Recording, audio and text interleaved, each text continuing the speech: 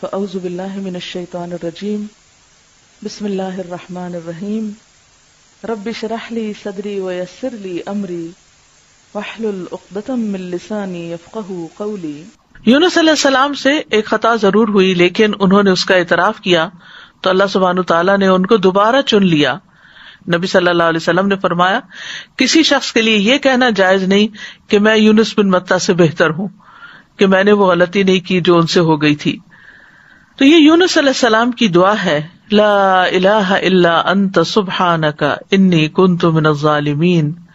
نبی صلی اللہ علیہ وسلم نے فرمایا، ذوالنون کی دعا جب وہ مچھلی کے پیٹ میں تھے، یعنی لا الہ الا انت سبحانک انی کنت من الظالمین، جب بھی کوئی مسلمان کسی معاملے میں ان الفاظ کے ساتھ اپنے رب سے دعا کرے، وہ دعا اس کے لیے ضرور قبول ہوگی، یعنی یہ دعا کی قبولیت کا ذریعہ بھی ہے۔ یہ دکھ دور کرنے والے کلمات ہیں۔ رسول اللہ صلی اللہ علیہ وسلم نے فرمایا، کیا میں تمہیں ایسی چیز نہ بتاؤں کہ جب تم میں سے کسی آدمی کو دکھ اور پریشانی اور دنیا کی آزمائشوں میں سے کوئی آزمائش آئے تو وہ اس دعا کو پڑھے تو اس کی تکلیف دور ہو جائے گی؟ تو آپ سے کہا گیا کیوں نہیں؟ آپ نے فرمایا، وہ مچھلی والے کی دعا ہے، لا الہ الا انت سبحانک انی کنت من الظالمین، تیرے سوا کوئی الہ نہیں، تو پاک ہے، بے شک میں ہی ظالموں میں سے ہوں۔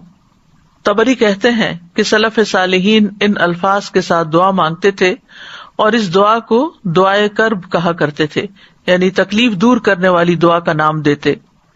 اور لا الہ الا اللہ جو ہے یہ افضل ترین ذکر ہے، اس کے ذریعے بھی بندے کو پریشانیوں اور غموں سے چھٹکارا ملتا ہے۔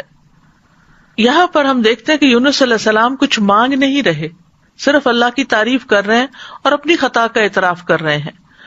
تو یاد رکھیے، اہل علم کہتے ہیں کہ دعا کی دو قسمیں ہوتی ہیں، ایک دعائے ثنا اور دوسری دعائے طلب۔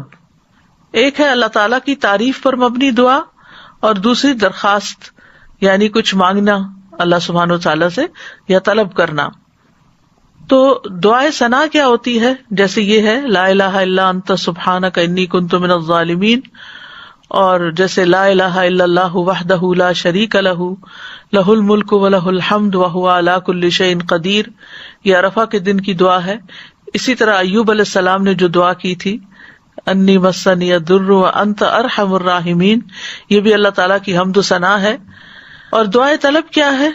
جس میں انسان اللہ کا ذکر اور تعریف کر کے اس سے کچھ مانگتا ہے، یعنی اسپیسیفک دعا کرتا ہے۔ تو اس دعا میں ایک طرف لا الہ الا انت سبحانک ہے اور دوسری طرف اپنی خطا کا ارتکاب ہے۔ یاد رکھیے کہ نبی صلی اللہ علیہ وسلم سے اس دعا کی کوئی محدود گنتی وارد نہیں ہوئی۔ یونس علیہ السلام کے بارے میں بھی نہیں پتہ چلتا کہ انہوں نے کتنی دفعہ اس کو پڑھا، لیکن انہوں نے ایک دفعہ بھی جب اس کو پڑھا ہوگا پوری تڑپ کے ساتھ، پوری شدت کے ساتھ، تو اللہ سبحانہ تعالیٰ نے ان کی دعا قبول کر لی۔ تو اس لیے لازم اپنے اوپر نہ کیجیے کہ 1.25 لاکھ دفعہ ہی ضرور اس کو پڑھنا ہے یا 100 دفعہ ہی ضرور پڑھنا ہے۔ جتنی دفعہ چاہیں آپ پڑھیں، چاہے 1,00,000 دفعہ پڑھیں، چاہے 100 دفعہ پڑھیں، لیکن پابندی اس کی ضروری نہیں کہ اتنا پڑھیں گے تو دعا قبول ہوگی۔ اصل چیز ہے وہ جذبہ، وہ اخلاص، وہ شوق، وہ تڑپ جس کے ساتھ انسان دعا مانگتا ہے۔ تو اس دعا کے اوپر آپ غور کریں تو اس میں سب سے پہلے لا الہ الا اللہ ہے جو کمال توحید کا بیان ہے، اور دوسرا پھر سبحانہ کا ہے جو کمال پاکیزگی کا اظہار ہے کہ اللہ تعالیٰ ہر عیب اور برائی سے پاک ہے، اور تیسرے اپنی غلطیوں کا اعتراف ہے۔ یعنی یہ 3 ایسی بہترین چیزیں اکٹھی ہو گئی ہیں کہ جس کی وجہ سے دعا قبول ہوتی ہے۔ اور پھر اس میں ان چیزوں کو دراصل وسیلہ بنایا گیا ہے، اللہ کی توحید کا اقرار کر کے اس کو لا الہ الا اللہ کو وسیلہ بنایا گیا، تسبیح پڑھ کر وسیلہ بنایا گیا، انی کنت من الظالمین اپنی عبودیت کا اقرار کیا گیا اور اپنی غلطی کا اعتراف کیا گیا۔ تو یہ سب دراصل دعا کی قبولیت کے لیے ایک وسیلہ بن گیا۔ ابن قیم کہتے ہیں جہاں تک مچھلی والے کی دعا کا تعلق ہے تو اس میں رب عز و جل کی کمال توحید، اس کی کمال پاکیزگی پائی جاتی ہے، اور اس میں بندے کا اپنے ظلم اور گناہ کا اقرار بھی ہے، اور یہ مصیبت، پریشانی اور غم کے علاجوں میں سب سے مؤثر علاج ہے، اور حاجتوں کو پورا کرنے کے لیے اللہ سبحانہ تعالیٰ تک پہنچنے کا سب سے مؤثر وسیلہ ہے۔ اور یہاں پر توحید کی اقسام کا بھی ایک طرح سے ذکر ہے، اور اقرار بھی ہے.